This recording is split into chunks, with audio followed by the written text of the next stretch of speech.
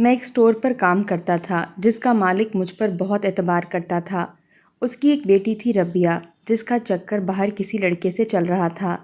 جب مجھے اس بات کا علم ہوا، میں نے اسے بہت سمجھایا کہ اگر وہ باز نہ آئی تو میں مالک کو سب بتا دوں گا، لیکن عین شادی کے روز وہ پارلر سے بھاگ گئی اور ٹرین کے ذریعے دوسرے شہر جا رہی تھی کہ تبھی میں نے اسے دیکھ لیا اور زبردستی گھر لے آیا۔ لیکن میرے قدموں تلے سے زمین نکل گئی جب وہ روتے ہوئے اپنے باپ سے کہنے لگی کہ میں نے اس کے ساتھ۔ یوں تو میں شیخ صاحب کے اسٹور میں کیشیئر کی نوکری کرتا تھا، لیکن اکثر وہ مجھے اپنے گھر بلا لیتے تھے۔ میں ان کی بیوی کی بھی بہت عزت کرتا تھا، کافی نیک دل خاتون تھیں۔ شیخ صاحب کی عادت بھی بہت اچھی تھی۔ اگر ان کے گھر میں کوئی سر پھیری تھی تو وہ شیخ صاحب کی بیٹی تھی، جس کا نام ربیہ تھا۔ بہت ہی زیادہ مغرور اور گھمنڈی قسم کی لڑکی تھی۔ شاید باپ کی بے تحاشا دولت کا نشہ تھا اور دوسرا حسن کا۔ بہرحال میری عادت نظر جھکانا تھا۔ شیخ صاحب کا بہت بڑا اسٹور تھا اور انہیں ایک ایماندار نوجوان کی ضرورت تھی۔ میں پچھلے 3 سال سے ان کے پاس کام کر رہا تھا۔ میں نے سارا کیش سنبھالا تھا اور سارا حساب کتاب اپنے ہاتھوں میں لیا تھا۔ کسی کو بھی بے ایمانی کا موقع نہیں مل رہا تھا۔ شیخ صاحب مجھ سے بہت زیادہ خوش تھے، مجھ پر اعتماد اور بھروسہ بھی بہت کرتے تھے۔ وہ کچھ مہینوں سے کافی بیمار رہنے لگے تھے۔ مجھ سے کہتے کہ رات کو گھر جانے سے پہلے میرے گھر ہی آ جانا اور مجھے حساب کتاب دے دینا۔ میں کہتا جیسے آپ کی مرضی مالک۔ کئی بار شیخ صاحب مجھے منع کر چکے تھے کہ مجھے مالک مت کہا کرو، میں نے تمہیں ہمیشہ اپنے بیٹے کی طرح سمجھا ہے۔ میں کہتا تھا یہ تو آپ کا بڑا پن ہے مالک، اور میرے جیسے کی کیا اوقات۔ مجھے شیخ صاحب بہت اچھی تنخواہ دیتے تھے۔ ان کا شہر میں بہت بڑا اسٹور تھا جس میں کھانے پینے کا سامان اور میک اپ اور بچوں کی گارمنٹس بھی ہوتی تھیں۔ بہت بڑا 2 منزلہ اسٹور تھا جس پر اے سی لگے ہوئے تھے اور جگہ جگہ کیمرے بھی نصب تھے۔ میں وہاں پر کیشیئر تھا۔ سارے کیمرے میری آنکھوں کے سامنے تھے۔ میں یہ دیکھتا رہتا تھا کہ کہیں کوئی گڑبڑ تو نہیں ہو رہی یا کوئی چیز خرید کر جیب میں تو نہیں ڈال رہا۔ بہرحال نہ تو کسی ورکر کو چوری کا موقع ملتا تھا اور نہ ہی کسی گاہک کو۔ آج بھی میں سارا حساب کتاب لے کر شیخ صاحب کے گھر گیا تھا۔ مجھے گھر جانے کی بھی جلدی تھی کیونکہ اماں کی دوائیاں ختم ہو گئی تھیں۔ جو ہی چوکیدار نے دروازہ کھولا، میں نے اپنی 1980 کی سائیکل اندر رکھی جو کہ میرے ابا کی تھی، اور ابا کے انتقال کے بعد ساری ذمہ داریاں میرے سر پر آ گئی تھیں۔ شیخ صاحب جتنے بھی پیسے دیتے سارے گھر پر لگ جاتے تھے، کچھ اماں کی دوائیوں پر اور کچھ گھر کے اخراجات۔ جو بچتے وہ ماں چھوٹی دونوں بہنوں کے جہیز کے لیے رکھ لیتیں۔ اس لیے میں چاہ کر بھی اپنے لیے ایک موٹر سائیکل نہیں خرید پایا تھا۔ ابا کی سائیکل پر ہی گزارا کر رہا تھا۔ میں جلدی سے گھر کی جانب بڑھا اور تیزی سے قدم اٹھاتا ہوا لاؤنج کی جانب آیا۔ جیسے ہی میں نے لاؤنج کا دروازہ کھولا، ایک نازک سا وجود بڑی زور سے ٹکرایا تھا۔ اس کا سر میرے سینے پر بڑی زور سے لگا تھا۔ میں سمجھ رہا تھا کہ یقیناً یہ ربیہ میڈم ہوں گی۔ بغیر دیکھے منہ اٹھائے بھاگنے کی بس اسی ایک لڑکی کو عادت تھی۔ میں قد کاٹ کا بہت لمبا تھا۔ میرا قد 6 فٹ کے لگ بھگ تھا اور ربیہ کی ہائٹ مجھ سے کافی کم تھی، اس لیے میرے کندھے تک ہی پہنچتی تھی۔ سامنے سے آ رہی تھی، اس لیے سیدھا سر اس نے میرے سینے پر مارا تھا اور ساتھ ہی پیچھے ہٹ کر مجھے غصے سے دیکھنے لگی۔ کہنے لگی، اندھے ہو کیا؟ میں نے کہا نہیں، میں اندھا کہاں ہوں، میری تو 4 آنکھیں ہیں، دیکھ لیں غور سے انہیں۔ نظر کا چشمہ پہن رکھا تھا، نظر میری تھوڑی کمزور تھی۔ کہنے لگی، بہت بدتمیز ہو تم، ابا سے تمہاری شکایت لگا دوں گی۔ میں نے کہا، زہر نصیب ضرور لگائیے گا، لیکن خدا کے لیے دوبارہ مجھ سے یوں مت ٹکرائیے گا، قسم سے بڑی زور کی لگی ہے، وہ بھی دل پر۔ جتنا بھی ربیہ مجھ سے چڑھتی تھی میں اتنا ہی اسے تنگ کرتا تھا۔ اپنا چھوٹا سا ناک سکیڑتے ہوئے اپنے ماتھے پر آنے والے بالوں کے پف کو پھونک مار کر اڑایا تھا۔ کہنے لگی، بچو گے نہیں تم مجھ سے، ہٹو پیچھے۔ یہ کہہ کر اس نے مجھے ہاتھ سے پیچھے کیا۔ آندھی طوفان کی طرح باہر نکلی۔ کہنے لگی، چوکیدار، ڈرائیور سے بولو فٹافٹ سے گاڑی نکالے، مجھے اپنی ایک دوست کے گھر جانا ہے۔ اس وقت تک اندر میں داخل ہو گیا تھا۔ شیخ صاحب کی بیگم ابھی کچن سے ہی نکلی تھیں۔ مجھے دیکھ کر کہنے لگیں، ارے سلیمان بیٹا آیا ہے، آؤ بیٹا۔ میں نے کہا کہ شیخ صاحب کہاں ہیں؟ کہنے لگی، انہوں نے کہاں ہونا ہے، بس نہا رہے ہیں، تم یہیں بیٹھو، ابھی آتے ہی ہوں گے۔ میں وہیں لاؤنج میں بیٹھ گیا، ہاتھ میں پکڑی کتابیں ایک طرف رکھ دیں۔ بے شک کمپیوٹر کا دور تھا اور میں سارا حساب کتاب کمپیوٹر میں رکھتا تھا، لیکن شیخ صاحب پرانے خیالات کے مالک تھے۔ جب تک کتابوں میں حساب کتاب نہ کر لیتے یا دیکھ لیتے، ان کے دل کو تسلی نہیں ہوتی تھی۔ اس لیے مجھے ڈبل محنت کرنی پڑتی تھی۔ ان کے دل کی تسلی قائم رہے۔ جیسے ہی شیخ صاحب اپنے کمرے سے باہر آئے، سفید کرتا اور دھوتی پہنے، مزاج کے بالکل سیدھے سادے سے لگتے تھے۔ مجھے دیکھ کر ان کے چہرے پر مسکراہٹ سج گئی۔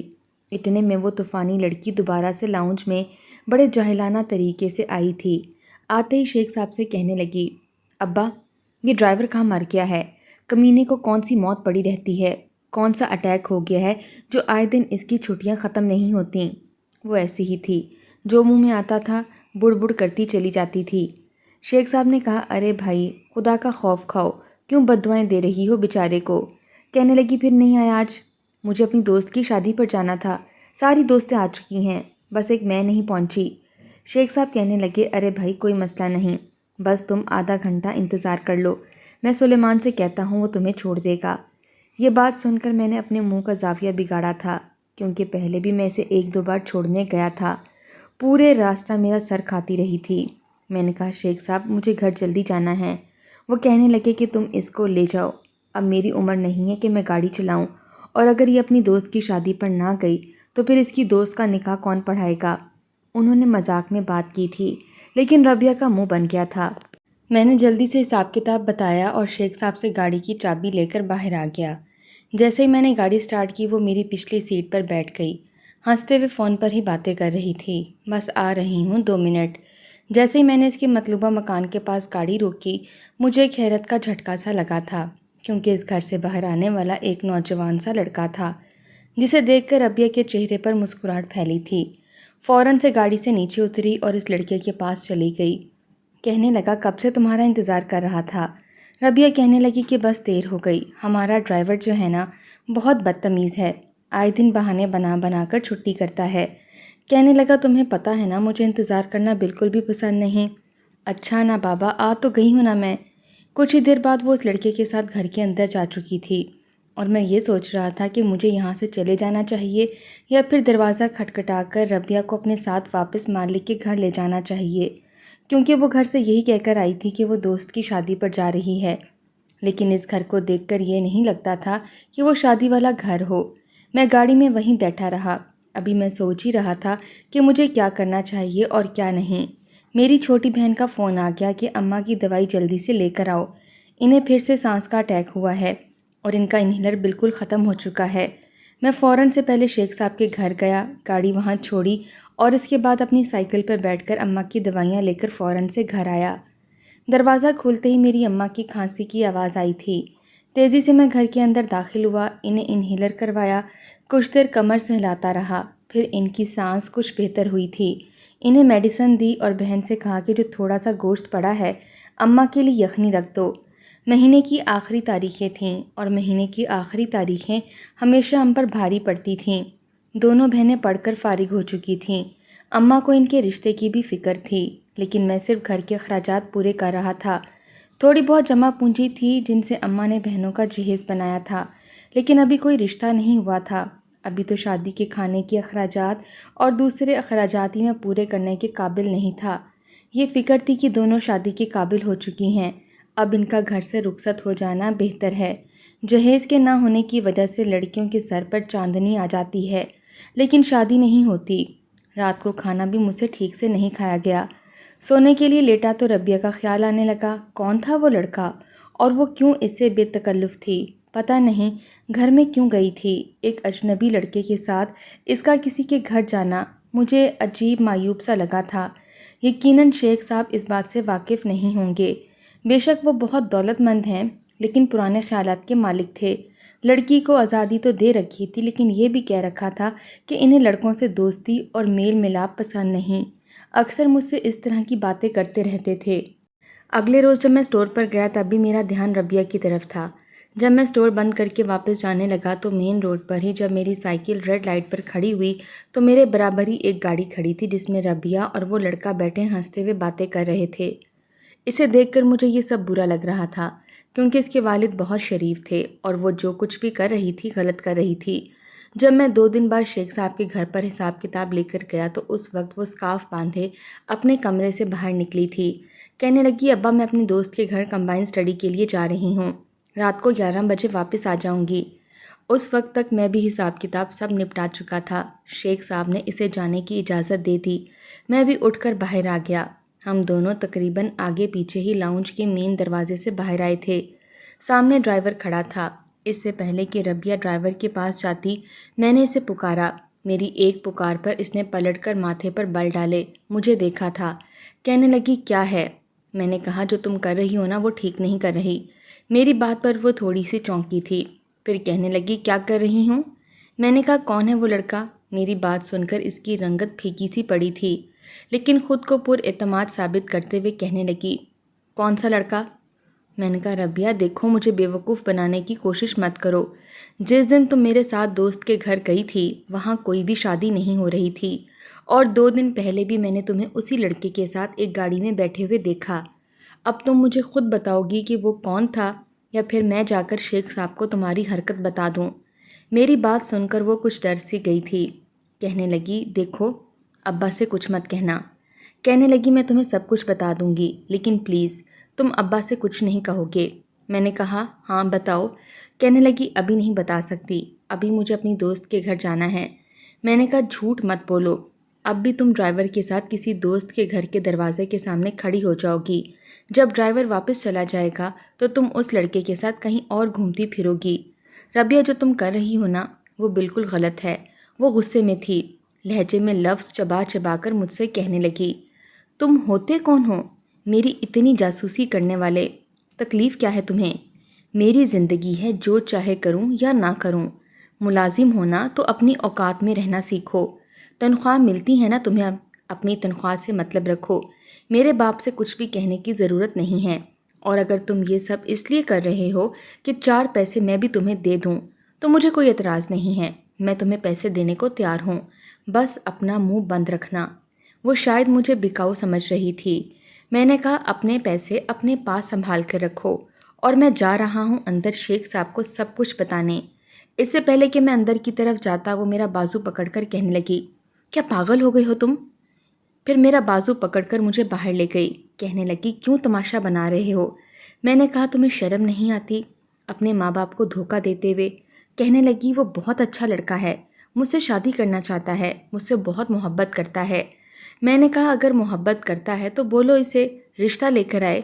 वो कहने लगी कि मेरे बाबा कभी नहीं मानेंगे, क्योंकि उन्होंने मेरा रिश्ता बचपन में ही मेरे चाचा जाद से तय कर दिया था, जो कि दुबई में रहता है, और चंद माह बाद वो आ रहा है वापस, और बाबा मेरी से शादी करना चाहते हैं। मैंने कहा, तो फिर तुम्हें वही शादी करनी चाहिए जहाँ तुम्हारे वालिदैन चाहते हैं। ये तुम जानती हो कि तुम्हारी शादी तुम्हारे कज़न से होगी, तो तुम्हें क्या ज़रूरत पड़ी है ऐसे लड़कों के साथ ताल्लुकात बढ़ाने की? वो कहने लगी कि मैं इसे बहुत मोहब्बत करती हूँ, इसे छोड़ नहीं सकती, लिहाजा तुम मेरे मामलात से दूर रहो। मैं क्या करती हूँ क्या नहीं करती तुम्हें मतलब नहीं होना चाहिए। मैंने कहा, मैं मालिक को कोई भी धोखा नहीं दूंगा। अगर तुमने अपने बाप को धोखा देने की कोशिश की तो मैं सारी हकीकत इन्हें बता दूंगा। बेहतर है कि तुम उस लड़के से दूर रहो। कहने लगी, ठीक है, मैं उस लड़के से दूर रहूँगी, लेकिन तुम अपना मुंह बंद रखोगे। मैंने कहा, मुझे मंजूर है, तुम अपने वालिदैन को धोखा नहीं दोगी, मैं अपनी ज़बान बंद रखूँगा। मुझे तुम दोबारा उस लड़के के साथ नज़र ना आओ। मेरी धमकी सुनकर वो डर सी गई थी। बाहर जाने की बजाय वो घर के अंदर चली गई। इसके बाद मैंने इसे दोबारा उस लड़के के साथ नहीं देखा था। 2 माह गुजर गए थे। अब शेख साहब स्टोर में आने लगे थे, काफ़ी खुश भी थे। एक बार मुझसे कहने लगे कि मेरा भाई भाभी और भतीजा पाकिस्तान आ रहे हैं, मैं बहुत जल्द अपनी रबिया की शादी अपने भतीजे से कर दूंगा। ये सुनकर मैंने भी खुशी का इजहार किया था। शेख साहब कहने लगे कि देखो, मेरा कोई बेटा नहीं है, इसलिए सारा इंतज़ाम तुम संभालोगे। मैंने कहा, क्यों नहीं, आप बेफिक्र हो जाएं, समझे कि मैं आप ही का बेटा हूँ। वैसे भी आप मेरे मालिक हैं, मैं आपका बहुत एहसानमंद हूँ। आपने हर मुश्किल वक्त में मेरा साथ दिया है। वो कहने लगे कि तुमने भी ईमानदारी से मेरा काम किया है। जब से तुमने मेरा स्टोर संभाला है, मेरे पैसे कभी भी गायब नहीं हुए और ना ही मुझे नुकसान हुआ। बहरहाल रबिया की शादी की तैयारियां शुरू हो गई थीं, क्योंकि शेख साहब का भतीजा, भाई भाभी सब पाकिस्तान आ चुके थे। अक्सर वो बाज़ार रबिया को ले जाने के लिए मुझे ही कहते थे। इसने अपनी माइयों का जोड़ा ख़रीदना था, और वो भी मेहंदी से बस 1 दिन पहले। वो मेरे साथ अकेले ही गाड़ी में बैठ कर गई। चेहरे पर अफसरदगी सी छाई थी। मुझे न जाने क्यों नफ़रत से और गुस्से से देख रही थी। जैसे ही मैंने मार्केट में गाड़ी पार्किंग एरिया में खड़ी की, وہ گاڑی سے نیچے اتری تھی۔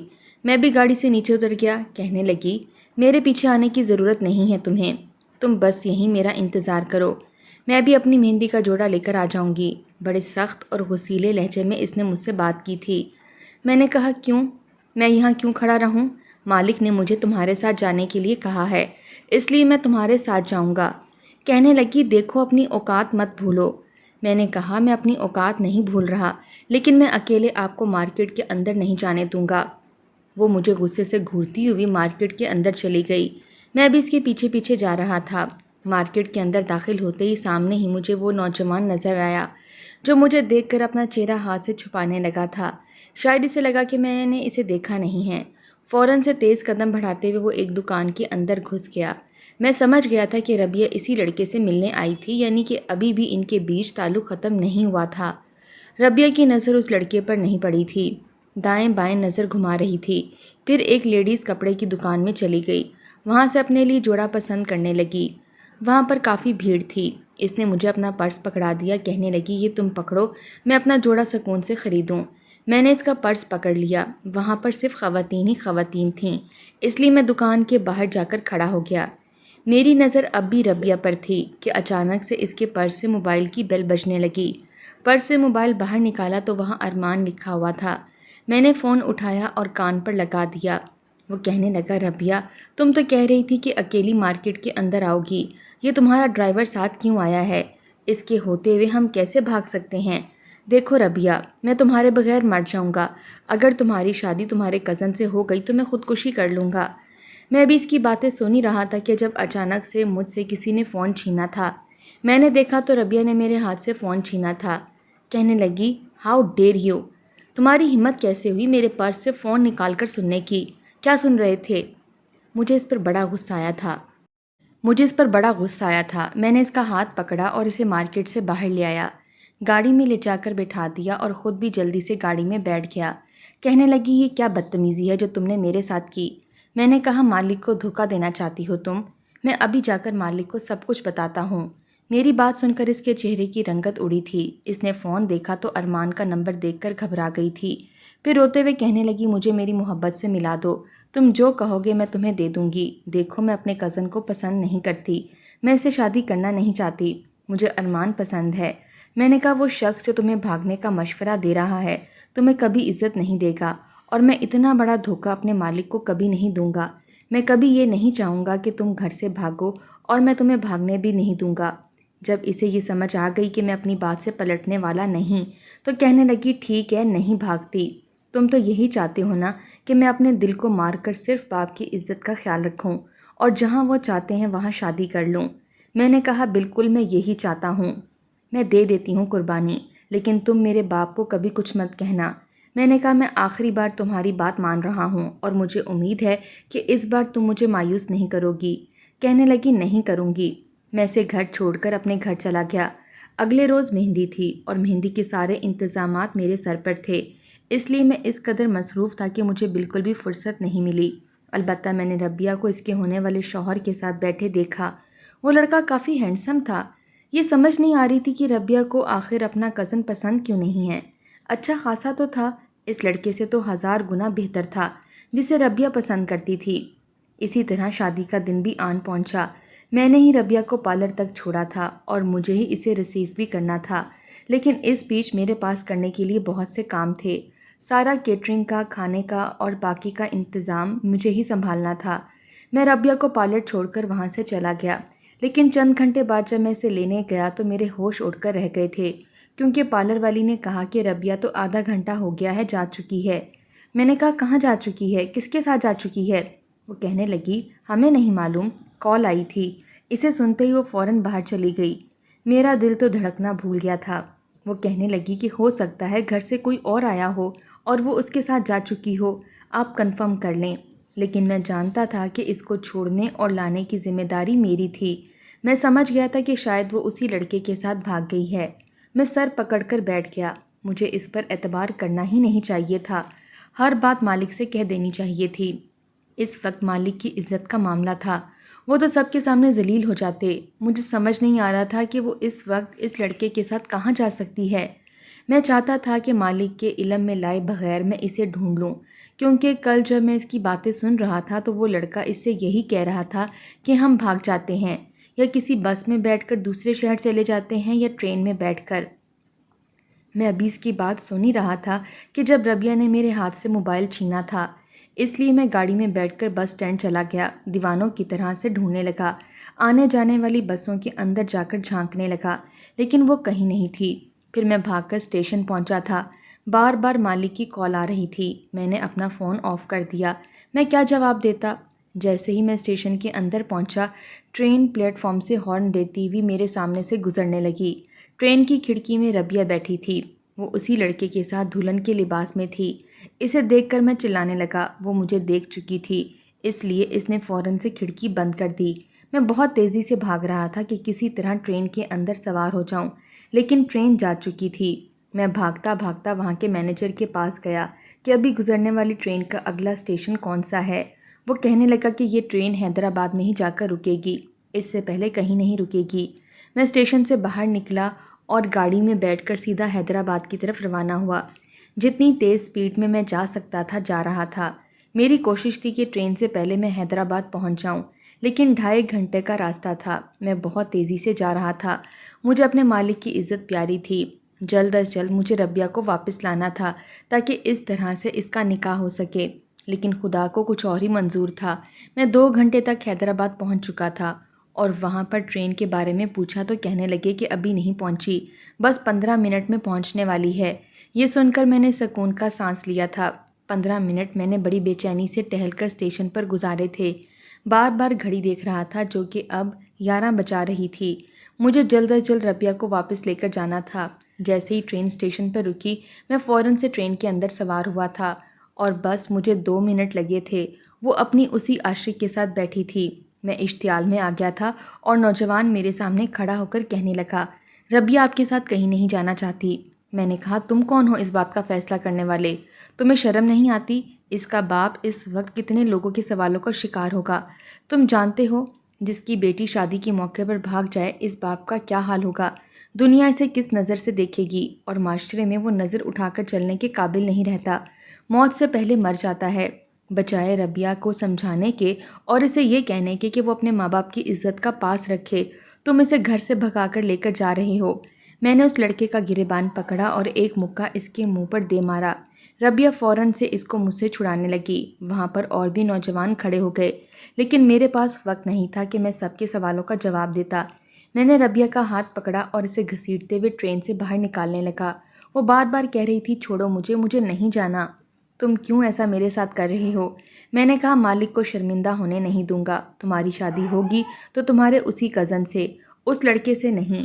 وہ لڑکا بھی نیچے اتر آیا تھا، مجھ سے لڑنے لگا۔ ٹرین چل چکی تھی اور وہاں سے جا چکی تھی۔ میں اس لڑکے کو بے تحاشا مار رہا تھا اور وہ بھی آگے سے مجھے مارنے کی کوشش کر رہا تھا، لیکن میری قابل رشک صحت کے آگے وہ کچھ کمزور تھا، اس لیے میرا مقابلہ نہیں کر پا رہا تھا۔ اسے اچھی طرح مار پیٹنے کے بعد میں نے ربیہ کا ہاتھ پکڑا اور اسے کھینچتے ہوئے گاڑی میں بٹھایا تھا۔ وہ روئے جا رہی تھی، کہنے لگی کہ اگر ارمان کو کچھ ہو گیا تو میں تمہیں زندہ نہیں چھوڑوں گی۔ میں نے کہا، شٹ اپ۔ اس وقت مجھے صرف اپنے مالک کی عزت پیاری تھی۔ میں بڑی رف ڈرائیو کرتے ہوئے واپس پہنچ گیا، لیکن واپس پہنچتے پہنچتے بھی مجھے 2 گھنٹے لگ چکے تھے۔ جب میں بنگلے میں پہنچا تو میرے مالک سامنے کرسی پر بیٹھے ہوئے تھے۔